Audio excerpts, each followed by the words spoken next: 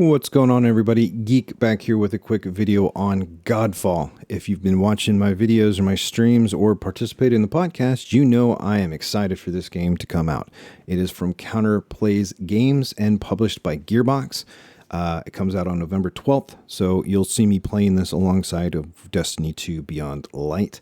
It is a standalone game with an expansion slated for sometime next year. That means they already came out and said it is not a game as a service, but a standalone game with a expansion slated for it and no in-game transactions.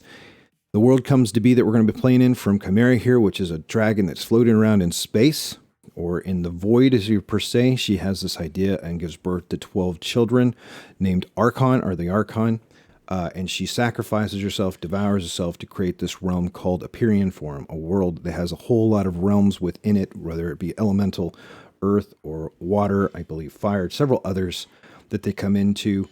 But as always, we all have nightmares in the back of our head, forethoughts, bad thoughts, and everything else. Well, that gives birth to what's called Craven, or the creatures of Empyrean, that whether it be dark or light, good or evil, all this other stuff, the Archon have to deal with those Craven on the planet. So they create this race called the Valoran.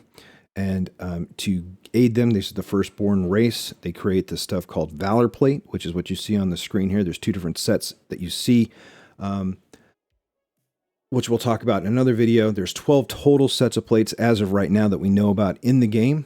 There's also 5 weapon classes. You have long swords, great swords, warhammers, pole arms, and dual blades. Some are fast, some are slow, some do really heavy amounts of damage. Depends on your playstyle. You get a shield, so this is a melee game. This is a first-person slasher, not a shooter, first-person slasher, which is I really love about this. It's a melee.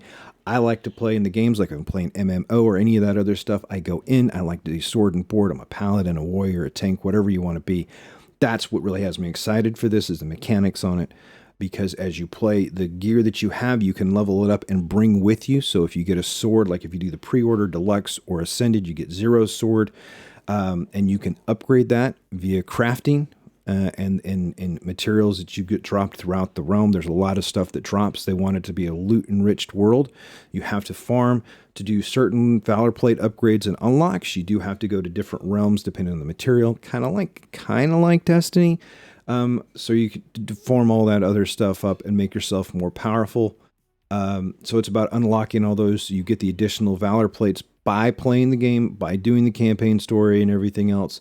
Then at the end game, you can go back and unlock the rest of it. I do know that there's a lot of people that are concerned. Let me explain a couple things that I know about the game as of right now, okay? I do not believe this to be like another Anthem where there's not going to be an end game, that they don't know what there's going to have. There's so many possibilities they hinted about in the lore. Bife did a great lore video. He's going to be doing a huge series of videos on the lore for the game, for Counterplays and Gearbox. I'll leave a description or a link to his first video that he's done in the series where they show world beasts and they show the fall of the Archons. So that gives me an idea that we're going to have some really cool potential and really cool options for the end game. They haven't shown that yet, but we don't know. What we do know is the Valorians ended up fighting the Archons because the Archons become corrupted, and there was a whole bunch of speculation what that was going to mean. Well, they did show also in the lore that we took down the fall of the very first Archon. We went up against them, the Valerians, and then the second-born, which are the other races the Archons created throughout the world. Many reptilian that live in the abyss and water realm, things like that. How much we work together, but they did say there was war amongst all themselves. So it's going to be a lot of rich lore to discover. And come about and see how we do manage with that. So it'll be interesting to see what we get. Do we have endgame where we're fighting world beasts? Will that be like a strike or something, or nightfall, or we have to do big raid groups? Will we take on other Archons? Because so far I only know of one Archon that's fallen, or the other ones there just forgotten about, hiding, whatever, locked up in their fortresses and fortified, whatever. Do we have other Valerians wearing Valorplate that are corrupt, that are bad as well, that we have to go take out? There's a whole lot of potential for what we can do in endgame. How they implement that, we don't know yet. Do I worry about it? No, because I think with what happened with Anthem shows quite a bit that people are tired of not having that. But there's a lot of loot to have. You're going to be able to forge your gear, upgrade it. The Valorplate doesn't have any transmogs per se, other than graphical skin for colors and like kind of chromatic changes. But that's because the Valorplate, they put a lot of time into its look and aesthetics already. So I think this is going to be good. But they wanted the weapons to look really awesome. They didn't want you to pick up a weapon and go, oh, well, this looks stupid, so I don't feel very powerful. They want you to feel powerful. They want you to be able to go get things done quickly. They want you to be able to have all of that and just have a good time. So it is a very, very fast-paced game. How fast, I'm not 100% sure, but I do know they want the transitions, the upgrades, the skill sets. You're going to be able to talk, we're going to talk about the different skills. We're going to talk about the different combat sequences and everything. So the skills can be reset on the fly. There's no cost on that. So you don't have to spend forever. Is this a build that I'm going to like? Like right now in Destiny 2, the artifact, when no one wants to use it because it's too damn expensive to reset. Well, in here you can reset and play around with the different skill unlocks. By the time you get to the end game or the end of the game, you're not expected to have all the skills done, but you can go back and continue to play it to unlock all of them and develop them. Each skill has 5 levels that you can go through, so you can make one skill a lot more powerful. So keep that in mind as you go through the grid system on it. Combat, you have some basic mechanics, you have some additional mechanics, timing mechanics. So as you get further into the game, you develop those skill sets and use that more.